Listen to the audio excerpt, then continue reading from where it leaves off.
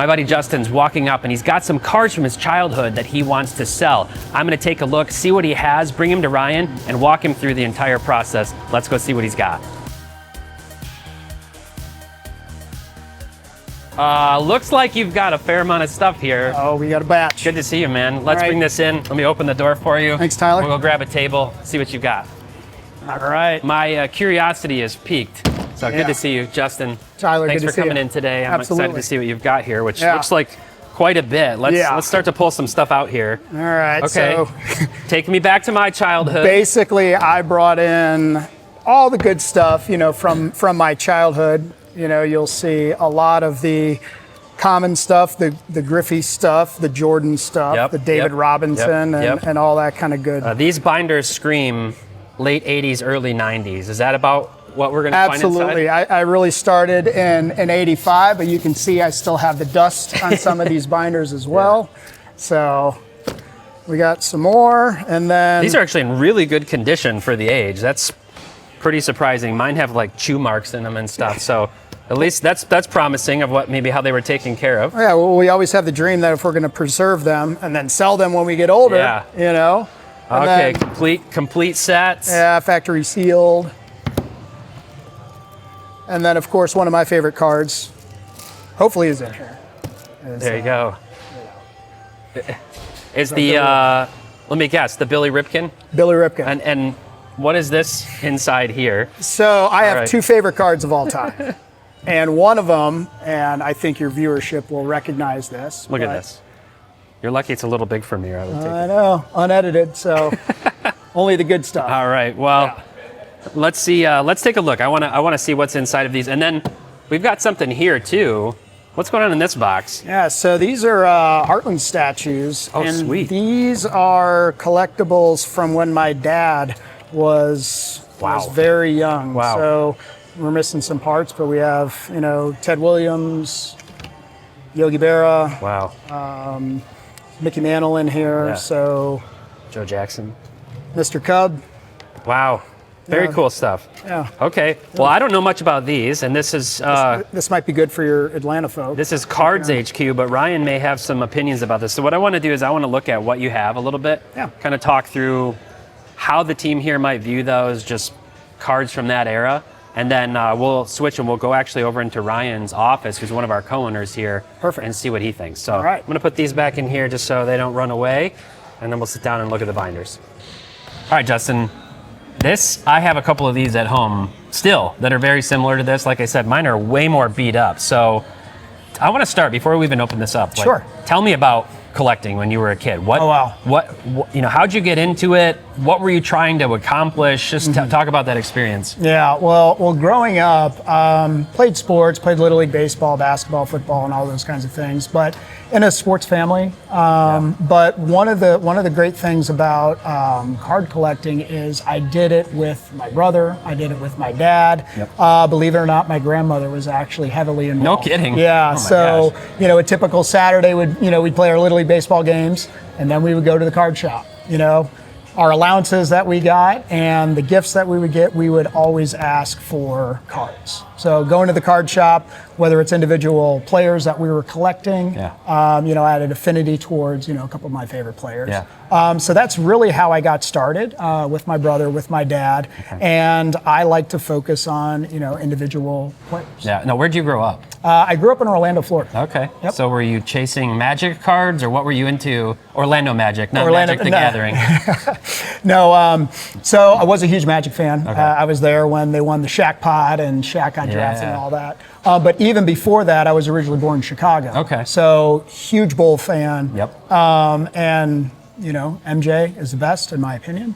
Mine too. Much to my chagrin, it hurt growing up as a Pistons fan. Yeah.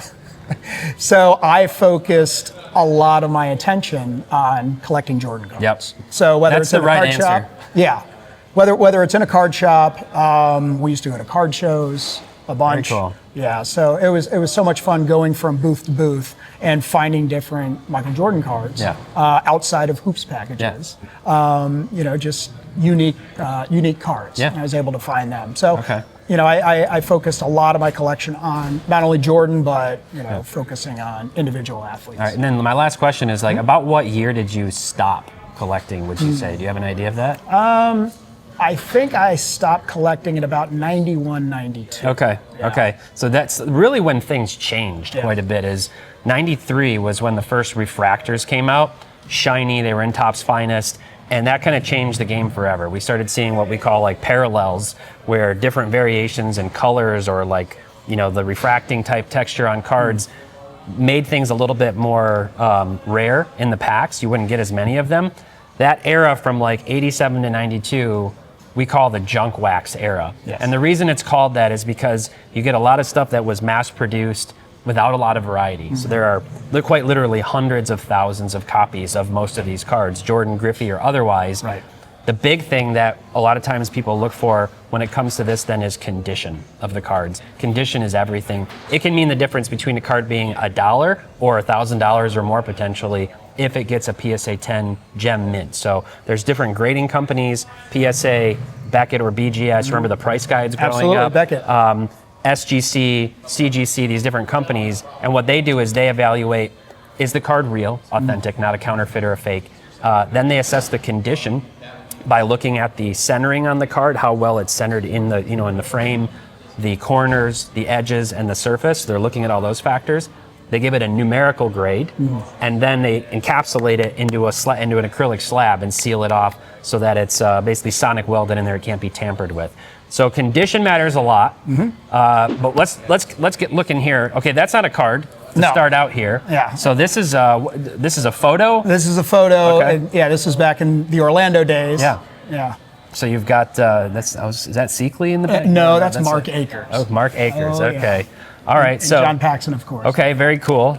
So we got a photo in there, and then so right away, if I see a binder like this walk in, and there's one person who I want to see inside in terms of saying yes, there probably is some value to this. It's Michael Jordan. Okay.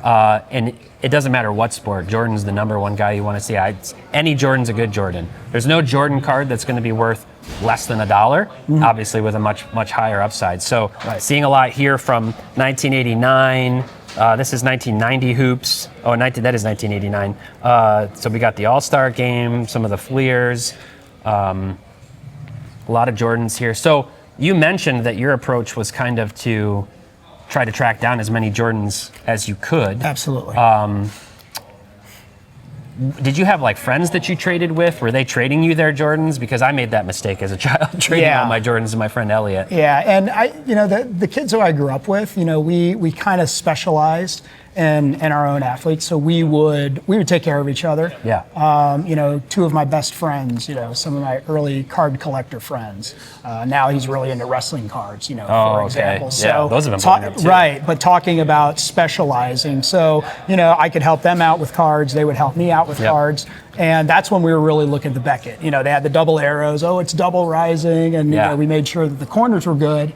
And then we'd look it up in Beckett, and we're like, okay, well, monetarily that was a good deal. It was a good trade. Yeah, totally. I made the mistake growing up. I mean, I collected Penny Hardaway, who at the time was super hot. I don't have to tell you that. Absolutely. And some Shaq, and then I collected Gary Payton and Sharif Abdur-Rahim, if you remember him. I do. But I traded all my Jordans to Elliot so that I could get those. And he got the last laugh when it came to the championships, and he got the last laugh now where he's probably still got his cards and binders and other things, and they're worth something, unlike mine. So a lot of Jordans here. So I'm going to kind of like, is this entire binder? Oh, okay, so there's some other players in here now. Yes. I'm seeing Scottie Pippen. So some Dikembe, recently passed. What a legend, shot blocker. And we were talking about the years when I stopped collecting. So you'll start to see Mutombo, Larry Johnson, for example, and then that's when I started getting away from the hobby, where I wasn't going in and buying cards or buying packs as often as I was. Right. No, there's Seekley. Yeah, there he is. So this is very common.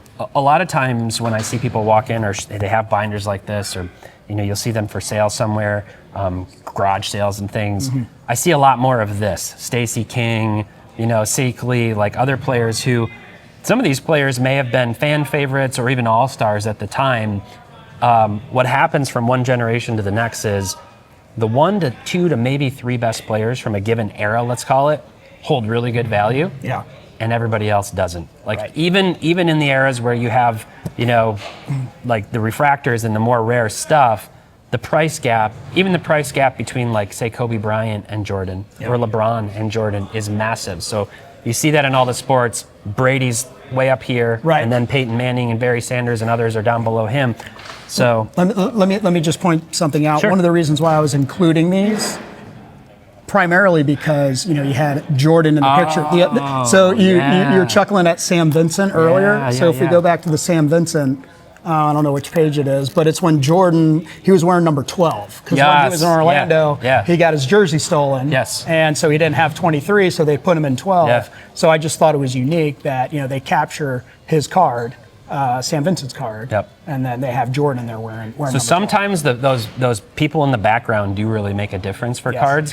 One of the most infamous cards from the 90s is actually a Mark Jackson card that has the Menendez brothers in the background. And that is one of the top selling cards every single week on That's eBay. amazing. Like people just buy that thing, much like the Ripken, Right. it's sort of a fan favorite, I guess. Why wouldn't you want people who murdered their parents in the background of your card? But yeah, that's very interesting.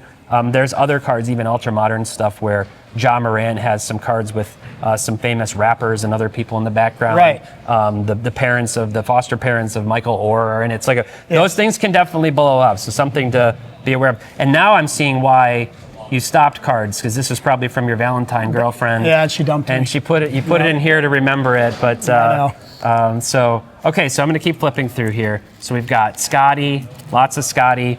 Now outside of his rookie cards, and some of this stuff can do okay, and we'll look at some of that in Market Movers to see the pricing. Obviously, the Admiral was huge. He was. Huge, no pun intended. Just in terms of his popularity.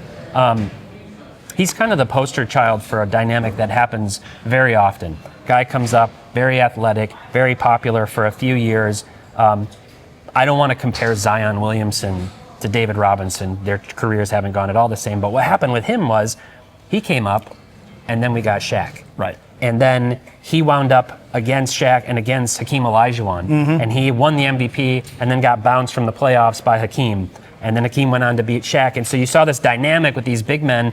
Patrick Ewing and David Robinson kind of fall into the same category of certainly in the conversation for top 10 all-time great centers. Sure. But they couldn't crack through that top 5 and a pretty loaded top 5. And because of that, the values went down. Now was this you practicing his name, or are these really No, these signed? are authentic. Okay. Yeah. So a lot of times what people will, when you see these, they'll send them to a PSA Right. Or get them authenticated just so people know, Yeah. this wasn't Justin when he was 9. Yeah, exactly. Practicing. No, right, and I David couldn't Robinson's. authenticate that. We had season tickets for the Magic, so we'd stock out the visiting teams. So, Yeah. the Spurs used to stay at what was the Omni right across the street from the arena, and we'd go in there and put cards in his face, and he's just signing. That's so cool. Yeah. That's really cool. Those are the ones I would keep, personally. I would keep them as part of that memory. So we got some Tim Hardaways. Kevin Johnson was a terror, an absolute terror. Couldn't get it done versus MJ though. No, sir. All right. So anything else in here? Oh, we got some Magic Johnsons. And so let me actually take a moment to point out something here. So I talk about condition, right? And some people will come in and they'll go, I took, pristine care of my cards when I was this age, even back then, maybe having them what we call top loaders like you've got over there, and they're well protected. Well, one of the main challenges people will face is that they can't control the centering. So when I look at centering, I'm actually going to pull this Magic go ahead. Johnson out and capture it here. I'll try to turn it. See how narrow that side is compared to this side? So, looking at it on the camera, this is like 90-10 percentage-wise for the centering. PSA, the companies, they look for that to be centered because it impacts what they refer to as the eye appeal of the card. Okay. So it's a condition factor that most people, they think, oh, well, the corners look really good. There's no dings. The card isn't bent in half. I didn't put it in my bike spoke. But something like that card would not be able to grade any better than like an 8 or maybe even a 7. Probably a 7 actually, because it's off center. Whereas one like this is far more centered in Right. between those two. So they'll look left to right, top to bottom, evaluate all those things. And because of that, certain cards from that era were prone to being miscut or printed off center, which makes it so that sometimes like a PSA 10 might only have 100 copies or less. Okay. Which is why like a card that might be worth $1 can be worth way more in a 10, because people like to set collect those types of things when they're rare. They have that sort of baked in scarcity because of the grade and the condition. Got it. Got the Mailman, who obviously was an all-time great, Larry Bird, and okay, so there's definitely some stuff in here that's encouraging, and I think Ryan would look at this and say, the Jordans for sure, have an interest to more people. Not a lot of people chasing down the Kevin Johnsons, in spite of the fact that he was a bucket, as the kids would say back then. Yeah. So let's kind of take a quick flip through this one. Is this more of the same, similar? We got some Shaq. Very similar. Very similar. Okay. I just had to expand into a second binder. Yeah, that other one was pretty full, so we got more Jordans. So a lot of Jordans. Oops, and these cards are definitely worth something. You'll see a lot of this type of stuff at card shows in like $5 bins, that type of thing. Right. People sell them on a platform called Whatnot, which is kind of like a live selling QVC. There's the Sam Vincent. Right, with Jordan in the 12 with jersey. the 12 jersey. Yeah, very cool. All right. Another yeah, so okay, more overflow. So this all looks similar. And then what's in the blue binder? Just transitioning to different sports. Okay. So starting with Griffey. Yeah, and so if you want to see anybody in a baseball binder, it's him. Yes. So you were onto something back then.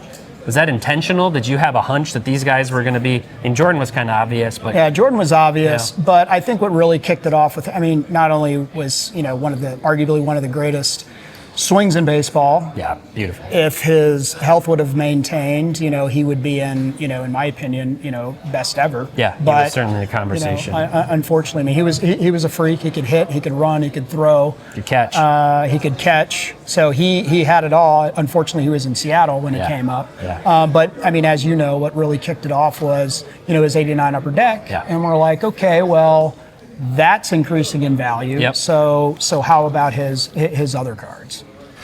Yep. That's a fun one.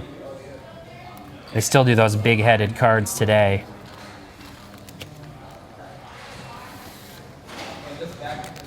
Yeah, and then here's Bonds. Yeah. There's another guy. This is the funny thing, this- because I started collecting Barry Bonds. Yeah. I liked Barry Bonds Yeah. before Barry Bonds became, the Uber Juice guy, which I'm totally fine with, by the way.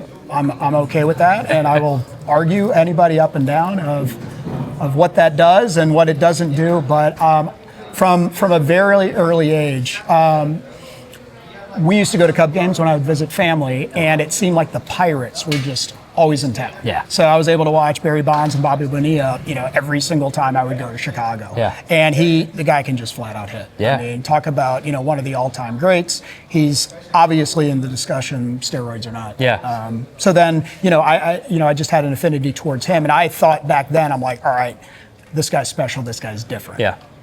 In my opinion, Bonds is the unquestionable greatest player of all time. I'm with you 100%. And as they say, kids these days, if they really there was an entire Instagram account that I came across like 2 years ago dedicated to stats that seem fake but are actually real, and it was all Barry Bonds. It was he drew more walks than like 16 other teams combined in a single season, and just things that don't make sense. Obviously, Clemens, another guy who's, let's say, his legacy tarnished by the juice, but another one of the, probably 5 to 7 best pitchers of all time. If you really, square things up. So you got Clemens. Yep.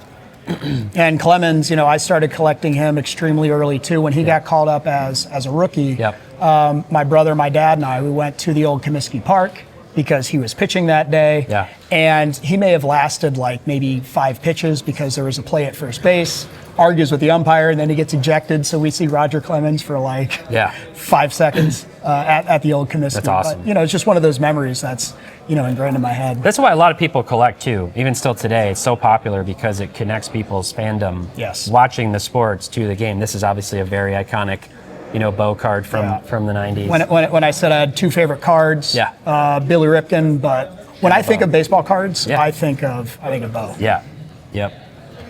All right, so we got Bo, more Bo, Big Hurt, obviously another Chicago guy. Now, were you for baseball like Cubs, White Sox? I was a Cub fan. Yeah, that's the right I answer. was strictly a Cub fan. That's definitely the right answer. Okay, That guy can hit. That guy was, yeah. That guy's an amazing. absolute monster. Okay, and Dale Murphy, obviously another great player. Doesn't quite have the cachet that some of the other guys do, but still very, very talented. Obviously, very popular around here. Around here, yeah. And, Dale Murphy was a favorite player of my brother. Now, this is the first time I'm going to tell you have the wrong player. This should be Barry Sanders that I see first in this binder. Jeff would be out here doing, what I call the seal clap or the gator chomp, in my face about this card. But I still maintain that if you look at Barry and Emmett, it's not even really close in terms of who was actually the better running back. But I got Bo in football, Bo who was football. obviously a monster. Speaking of guys who were impacted by injuries, yes, arguably the greatest athlete of all time in any sport, and then the great one. So I mean, you had the right idea here with a lot of this stuff. So as I look at these cards, and we'll go talk to Ryan about these, and get his real take from the perspective of a card shop owner. Some of these cards, in the right condition, if they're evaluated, can do really well.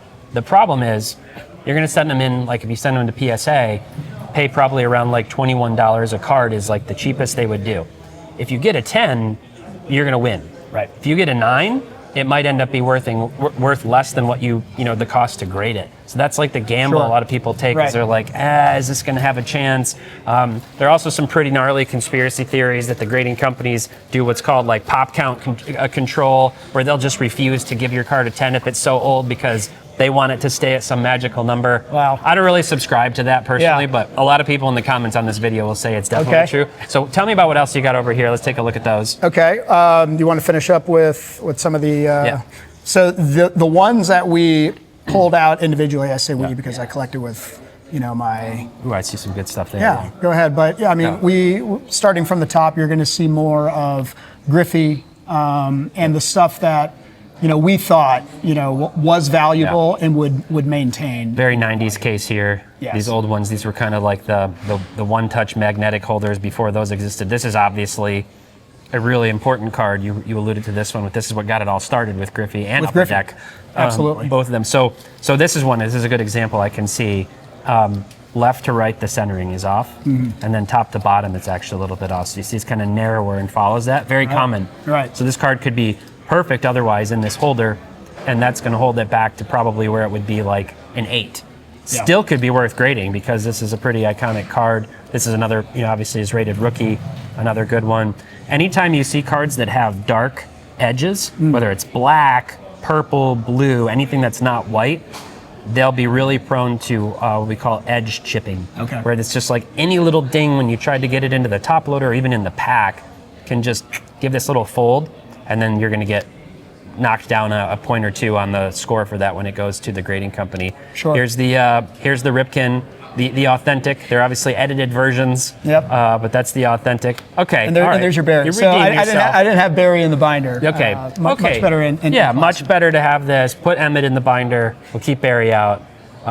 Classic. This is the set that got it all started for me. 1992, my dad came home with packs of Classic and some other stuff when it was Shaq Mania. And that's how I got my journey started. Ryan Sandberg, recently deceased too, young, also obviously heck of a player for the Cubs. Now the other thing is, I did a video at a local show called Culture Collision earlier this year, and I went around and interviewed dealers and show attendees and asked them pet peeves and other things. Yeah. And Ryan, who we're going to meet in a minute, said.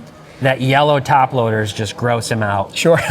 But when they've been sitting in a box, that acrylic just yellows over time. Okay. A lot of people think it's because of sunlight. It's not. It's just the plastic compound actually can yellow. Yeah, because these have not seen any sunlight. They've not seen the light of day. No. Yeah.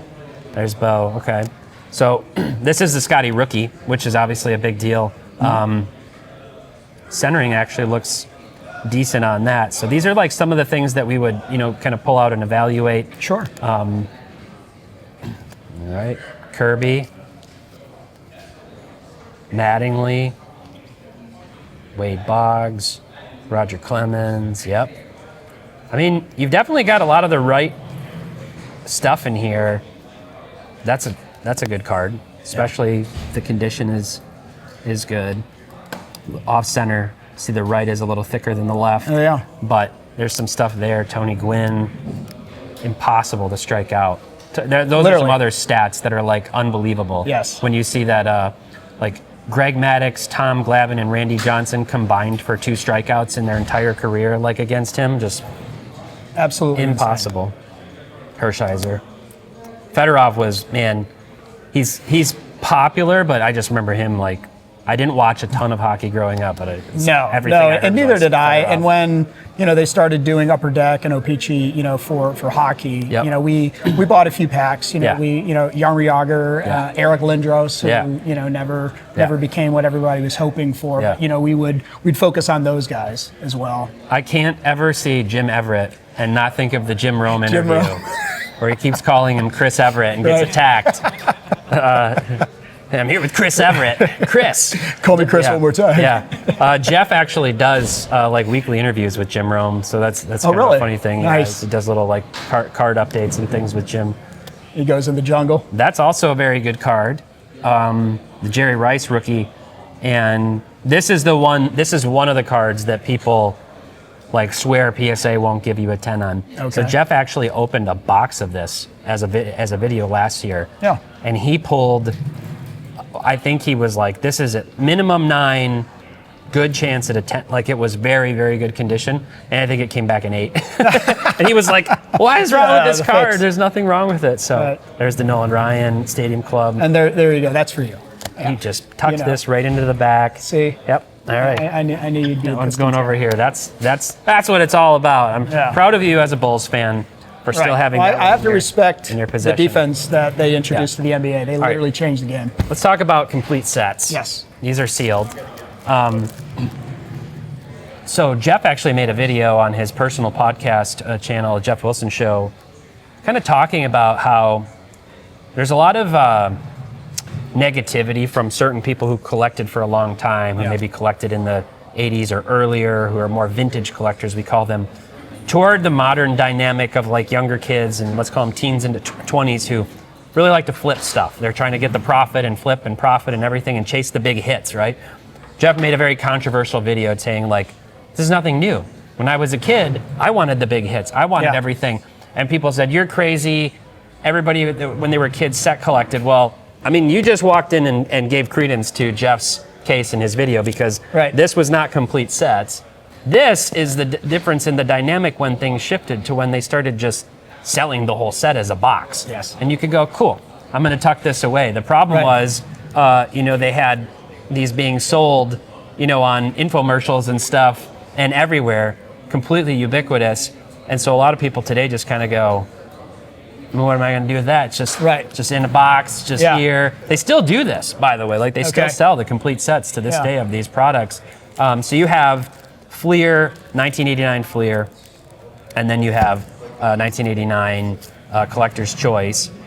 And if anything, people would open this up and they'd be like, well, let me see if there are any copies of the most notable ones in here that could get that gem mint grade.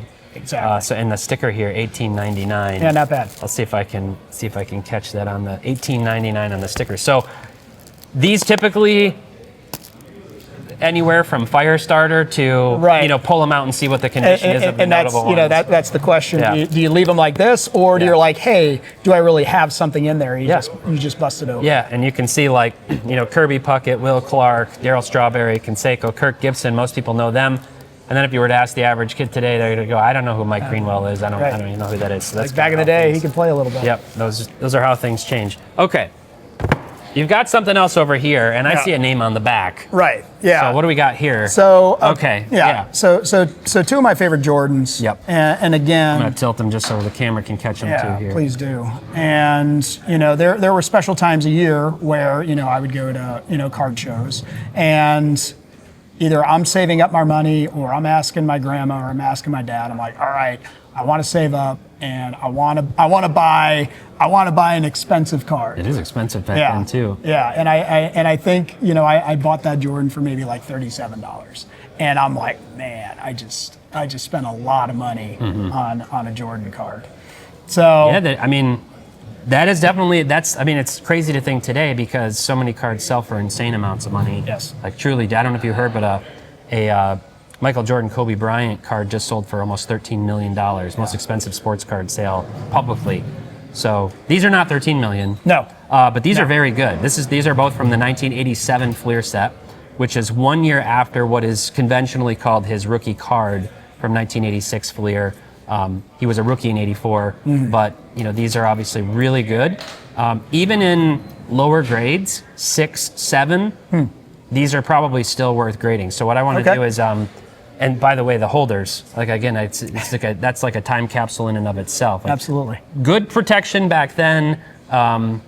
Still had some issues today. We'll get a screwdriver and we can look at that one. But I'm going to pull up Market Movers, and we'll take a look at sort of what the pricing could look like on these two cards. So, as you know, this is my app. My team works on this, so I can put in 1987, and I'll put in Fleer, Jordan. And so that's this one. You can see in a PSA 8, that card actually sells for $549 in an 8. Yeah. So what I can do is actually look at like different prices by tapping on this grade selector. If that were a 10, $22,400 is the last sale, actually just a couple days ago on Labor Day. Okay. In a 9, $1,700, and then 8.5s are pretty rare to come by. There's not a lot. You can see there's only 58 of those. Okay. It's just a weird thing. PSA doesn't really give out the half grade, as we call them. Interesting. Even in a 7, $300. So what I can do is scroll all the way down. Yeah. Raw, all the way on the bottom here, ungraded is what this would be raw. $163 still for that one. Yeah. So when you look at something like that and you go, cool, as long as it's not a 3, which it's not, right, it's worth paying the $21 to $25, depending on how many cards you send in, to get that graded. It gets it authenticated. It makes it a lot more liquid or easy to move because people are then know the condition of it. Right. So that's definitely a card I would get graded. Okay. And then I can actually switch this. Actually, I think it's in the variation selector. Let's just go back here. Here's the other one. So this is what they call the Fleer sticker. And this one's not as sought after. Typically, the base cards themselves are the ones that people, want the most. Okay. The stickers sell for less. The same is true for the 1986 set. Sure. But still, raw, $80. And if we scroll up, it's 66,000 actually in a 10. So the 10 actually sells for more. And the reason is you can see that little number it says POP 24. Okay. That's population 24, which means that there's only 24 of those in a 10 in the whole world. Okay. So people who like to get the best possible card of Michael Jordan and get these runs or complete sets, they want the best condition, which is why that commands such a premium. It looks like that just sold on August 28th. So a 9 is $1,500, 8 is $240. So again, all of these are kind of in that ballpark of where I would. Sure. We'll take them out. Yeah. After we talk to Ryan, you and I can take these out, look at them, and get them, but I would definitely recommend sending these two. And nice thing is we have that service here. We can drop them off at the counter, and then they'll go with our partners that got baseball cards. Probably take them a few months to get back, but that's going to boost the value on the cards too. Absolutely. So, yeah. Cool. All right. Any other questions for me? Otherwise, I think we should go talk to Ryan. No, let's go talk to Ryan. All right, sounds good. Yeah. All right, Justin, this is Ryan. Ryan, this is Justin, How you good doing? friend of mine. Good to meet you. And Justin told me he had some cards. He's like, hey, you work at the shop, you work in cards. I want to see if I have anything. And so this is kind of what I just went through with him. But the first question I have for you, Ryan, is when you see stuff like this, just being totally honest, what's you and your buying team's usual reaction when you see binders like this walk through the door? Yeah, unfortunately, Justin, I'm going to be brutally honest. This is not a good start. The dirty, dusty binders, usually we don't love to see these. Sometimes there's hidden gems, you never know. Yeah. You got to spend the time to look through it and make sure there's, no hidden gems. But a lot of the times, probably, I was going to say 1 out of 100, but maybe even 1 in 1,000 have those 90s inserts that you actually want. Yeah. So I'll prime you a little bit. I talked through this when we went through it. His collecting time frame was right up until about just before the refractors and inserts started to hit. So 91, 92, peak junk wax basically was the time frame. But if you open this, I do think you'll be at least pleased to see the player. Yeah, this isn't, these aren't bad cards at all. Yeah. unfortunately in that era, like when our hobby shops would like run out of product, they would call up the manufacturers and they would just print more. So that's why you could see that, you have 8 copies of these cards. Nowadays they like serialize number of the cards. They make them more rare, more unique. But I mean, these aren't bad. They would be, better if they're in gem mint quality, which we can look over. Yeah, that's what I talked to him about too. I said, there's a lot here. We went through kind of the grading aspect of it, and that really is the difference maker in this era. Between a buck or two to into the 3 or 4 figures. Even for certain cards. So I love the Sam Vincent because it has a Jordan in the 12 jersey. There you go. He knows his stuff. He does. He had to point that out to me. Right. I wasn't as observant, but Yeah, that's an awesome card. But yeah, there's a lot of cool stuff. It would just all come down to condition, and unfortunately, like PSA is charging about $25 a graded card right now. And if you don't get gem mint, you're actually kind of throwing your money away. Yeah. So one thing that's really cool too, Justin, is I mentioned that partnership we have with another shop across town, Got Baseball Cards. People bring them on, they'll drop them off here. They're out in Lawrenceville or Loganville, right? I think so. I mixed the two up, but they're out east of here somewhere, hour and a half drive or so. And so they come in once a week. They do a pickup, and their team will actually evaluate the cards for you. They charge $3 a card, so it's an add-on fee. Yeah. But I've done that a lot of times. I even know how to look at the cards, but I like their second set of eyes. Okay. So sometimes I've sent in, I'll give them 25, 30 cards, and I send them to them, and I say, yes, these 10, you give me your opinion too. They're not graders, but they know what they're talking about. I pay the $3, and even if I hold back 3 of those 25, I just saved myself, $60 on potentially getting something graded. It's a really good option for people who don't know what they're looking at, or who just don't. They're like, I don't have time to go through tons of these, but these are the ones that might be worth it. So you can send those in. A lot of times if you're not like fully into the industry too, this card may look like a 10 to you, but to me it looks like a 6. So the expertise of Joe Davis really helps out collectors. Yep. Yeah. You started to get into like the Tim Hardaways and Kevin Johnsons, and I told him, like, in spite of the fact these guys were all-stars, like really good players, that just like it's not Jordan, it's not Shaq, it's not the top players. They don't command the same. A lot of them don't even really have any value anymore. Funny enough, like, these are all, some of these are Hall of Famers. Yeah. But just with how many they produced, these are like, some of these are worth literally 10 cents, if that. Yeah. But then you got the young stars nowadays where, Tyrese Halliburton, where he's not even a household name, but his cards can sell for like upwards of thousands of dollars, depending on the card. Yeah. Which is it's hard to explain to someone that's new in the hobby. Like, oh, this little shiny piece of cardboard is worth $30. Yeah. But my Tim Hardaway is worth 10 cents. How does that make sense? But it's all about scarcity. It's all about, they make different parallels and everything, different inserts. So. Yeah, so I think the rest of this, there's some magics and some other stuff. Like what, Ryan, I would ask like two different questions to you. One, now that you've had a chance to flip through this and look at some of these, as a shop owner, what's your perspective on like, what would you tell Justin about this? And is it something Cards HQ would have an interest in partially or all of it, because there's some Jordans? And then maybe just more as like if you were like a friend, like what's your advice if the shop doesn't want it? What other options does he have? Generally when this walks in, I just look through every page regardless. What if there's a Star Ruby Jordan back here that he didn't, someone didn't know that they had? Yeah. We could get them a really nice payday. Yeah. Or get it graded for them and really have something for them to hand down to their kids, or their family members or friends. But generally, like, there's a couple options. A lot of people say like donate them to the Children's Hospital. I think that's a great idea. There's artists on Etsy that buy these cards and they make artwork out of them. Sure. That's always an outlet. That's kind of cool. And there's some really cool pieces that they make. In general, like the Jordans, that's something Cards HQ would be interested in. Okay. We more so prefer graded cards when we buy here. But Jordans, we can figure out how to liquidate those. Okay.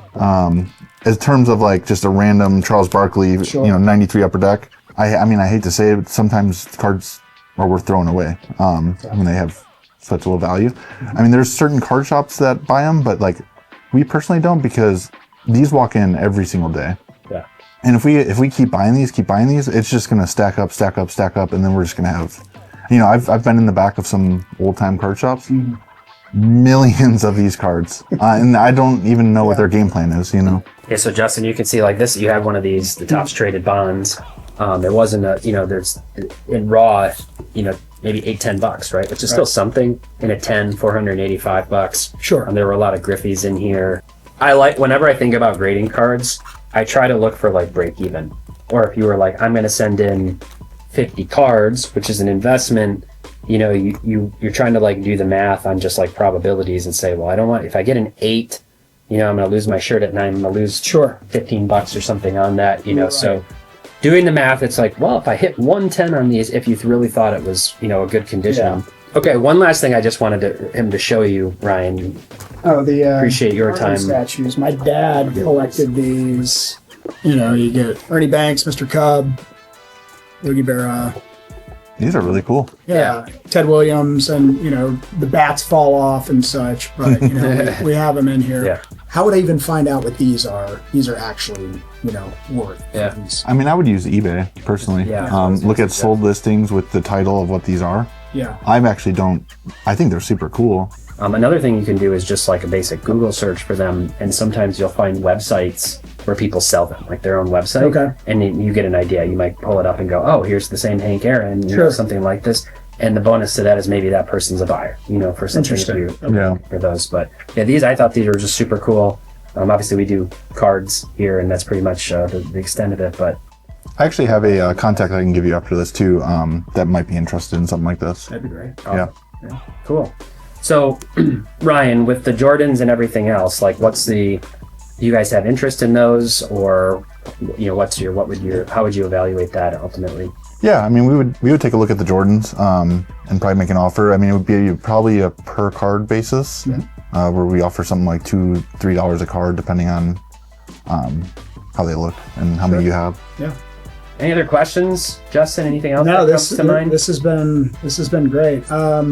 I did have a question. So I have more of these at the house, but unopened, factory sealed, upper deck. Do I just bust it open and see if I have a Griffey there that's worth grading, or do you keep it in a box and you hope that somebody's willing to make that gamble and buy a box? I would actually look on the Market Movers like wax tracking thing and maybe even add it to your collection. Yeah. There's certain sets that are more valuable than others, but then a lot of the sets are only worth like $5. Yeah. So I would just look at every set you have and just, see if it's worth, selling or just holding on to. Yeah. All right. Well, this was fun. This is a story that we hear, like you said, every day. And that's why I wanted to make this video. Justin came to me and said, I've got some cards. I said, well, this is something everybody can relate to. 90% of the people I talk to, age 30 to 50 right now, like started as kids, maybe found their way back, or at least found their cards and said, hey, am I rich? Am I going on family vacation? Am I just getting a Big Mac? What am I doing? Right. And you're somewhere in between those things, thankfully. Sure. So I get texts from family members at garage sales. Hey, I found something, and it's this. I could literally show you. We'll put a screenshot on the screen of this that my mom just sent me that last week of her friend, and I said, nope, sorry, not worth anything. So, all right, well, Ryan, thanks for taking the time to kind of walk Justin through this. Appreciate your time. Yeah, it was nice to meet you, Justin. Thanks for validating everything I said to him out there by echoing it unprompted, and thanks for shattering my dreams. Yeah, shattering your dreams. Justin, you're going to go change into your Bill Ripken shirt, and we'll take these over to the buying window and hopefully get you some money at the end of the day here. So, great. All right, thanks, guys.